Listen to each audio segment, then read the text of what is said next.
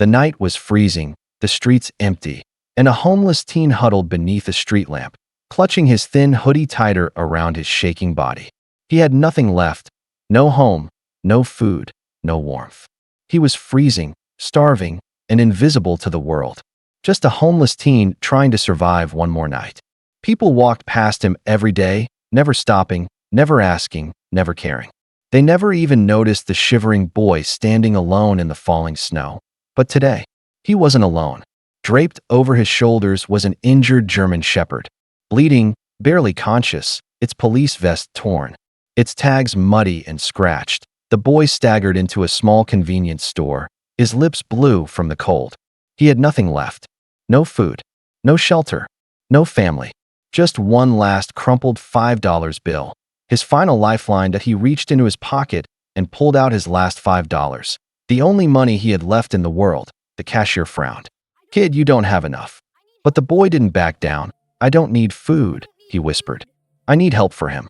Instead of using it to save himself, he chose to save the dying dog. But this wasn't just any dog. It was a trained K9, injured, struggling to breathe, yet trusting the homeless teen more than anyone else in the world. What the boy didn't know was that this single decision, this one act of pure kindness, would pull him into a story so unbelievable. It would change his entire future forever. Before we start, make sure to hit like, share, and subscribe. And really, I'm curious, where are you watching from? Drop your country name in the comments. I love seeing how far our stories travel. Snow fell in thick, heavy sheets, turning the city streets into a frozen maze. People hurried past with their coats pulled tight, their breaths visible in the icy air. But none of them noticed the thin teenage boy standing near the alley, wrapped in a torn red hoodie that did nothing to protect him from the cold. His face was pale, his fingers trembling as he rubbed them together for warmth. He had been on the streets for months now, surviving on scraps, sleeping under stairwells, and hoping each morning would hurt a little less than the day before. But winter had a way of swallowing hope whole. Hunger gnawed at his stomach, but he tried to ignore it. What hurt more was the loneliness. How adults crossed the street to avoid him. How no one ever asked if he was okay. He tucked his hands into his hoodie and kept walking, his shoes soaked through with melted snow. The world had forgotten him, and he tried hard not to blame it. But then, through the howling wind, he heard it. A soft, broken whimper coming from the dark alley behind him. A sound of pain. A sound he couldn't ignore. The teen hesitated at the alley entrance, peering into the dim shadows between two brick buildings. The whimper came again, weak, trembling, almost fading. He stepped closer, his breath catching as his eyes adjusted to the darkness. That's when he saw it that a large German shepherd lay collapsed against the cold concrete, its fur matted with snow and blood. The dog tried to lift its head but barely managed a faint growl, more from fear than strength. Its chest rose unevenly, each breath a painful struggle.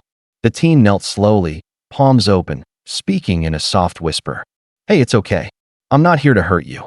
The dog's eyes flickered open, sharp, intelligent, but clouded with pain.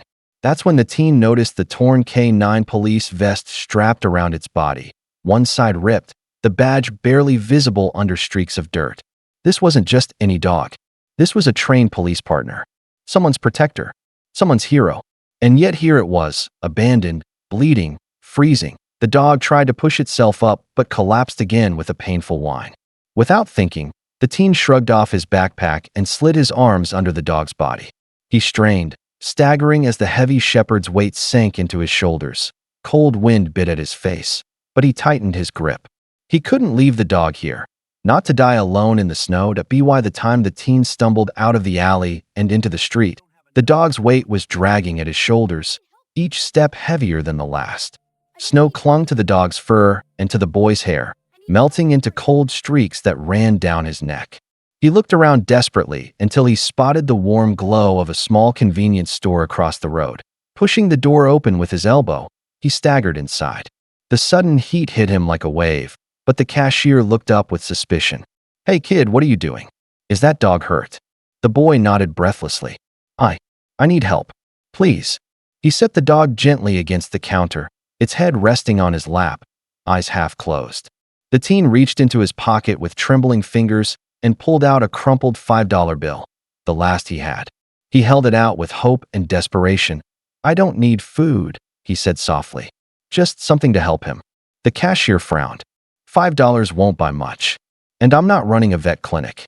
People in line murmured, some irritated, others curious. The boy's heart pounded. He thought the cashier would send him out into the cold, but then the cashier leaned forward, finally noticing the blood-soaked bandage and the torn police vest. His expression changed. "Where did you find him?" The boy swallowed hard. He was alone, and he was dying. The cashier sighed, grabbed a small first aid kit off the shelf, and pushed it across the counter. "Take it, kid. Go help him." The teen hurried outside with the small first aid kit clutched in his numb fingers. Snow swirled around him as he knelt beside the injured dog in the narrow space beside the store. The shepherd shivered, its breath shallow and uneven. "Hang on, buddy," the teen whispered.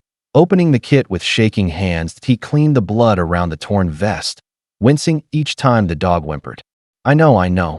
I'm trying," he murmured. He wrapped gauze around the dog's wound as best as he could, though the freezing wind made his fingers stiff and clumsy. Still, the dog didn't snap or pull away. Instead, it rested its head gently against the boy's knee, trusting him completely. Just as he tightened the bandage, sirens wailed in the distance. The teen froze. Moments later, 2 police cruisers pulled up, lights flashing through the storm. Officers jumped out, hands moving to their holsters. "That's him," one shouted. "The missing K9 Shadow." The teen's heart pounded. Before he could explain, an officer stepped forward. "Kid, put your hands where I can see them. How did you get our dog?" I didn't hurt him." The teen stammered, lifting his hands. "I'm trying to help." Tension crackled in the air. Then, in a sudden weak movement, the injured shepherd pushed itself up just enough to press its head against the boy's leg, letting out a faint protective growl. The officers hesitated. Their loyal partner was defending the homeless kid. The officers exchanged stunned glances as the German shepherd's weak growl vibrated through the air. It wasn't aggressive, it was protective. The teen stayed frozen, his hands raised, snowflakes melting on his trembling fingers. One officer slowly approached, kneeling beside the dog. "Shadow?" "Buddy, it's me," he whispered. The dog's ears twitched, but his gaze stayed locked on the boy, refusing to move. The officer's eyes widened. He's guarding him. The tension shifted instantly. The officer stood and looked the teen in the eye. "All right, kid. What happened? How'd you find him?" The boy lowered his hands slowly, his voice barely more than a whisper. "He was lying in an alley. Cold. Bleeding. I couldn't just leave him." Another officer noticed the bandages, messy but carefully wrapped. "You did this?" The boy nodded. "It was all I could do. I spent my last $5 to get supplies. I didn't want him to die." Silence hung heavy in the freezing air. The officers stared at him, their hard expressions softening. Shadow let out a faint whine, nudging the boy's hand as if confirming his story. One officer knelt beside them both, his breath forming white clouds. "You saved our partner's life," he said quietly. "And we misjudged you." The boy blinked, stunned. For the first time in a long time, someone finally believed him. The officers carefully lifted Shadow into the back of the cruiser, turning up the heat as the dog let out a weak sigh. "Get in," one of them said gently to the teen. The boy hesitated, unsure if he was even allowed, but Shadow's paw tapped weakly against the seat. It was enough. He climbed in beside the injured dog, resting a hand on its FURT. The precinct's small veterinary room. Medics rushed to work, cleaning the wounds, removing the damaged vest, and stabilizing Shadow. The teen waited outside, pacing nervously, his stomach twisting with fear. Minutes felt like hours until finally a vet stepped out with a tired smile. "He's going to make it," she said. "And honestly, only because you found him when you did." Relief washed over the teen, so hard his knees nearly buckled. The officers exchanged glances, then motioned him into a small office. "We ran your name," one said softly. "You're listed as a missing minor. No guardians. No address." The boy swallowed, bracing for the worst. But instead, the officer continued. "That ends today. You're not going back to the streets." They offered him food, warm clothes, and a temporary room at the precinct. Days later, the captain approached him with an unexpected offer. "A spot in our Youth K9 training program, if you want it."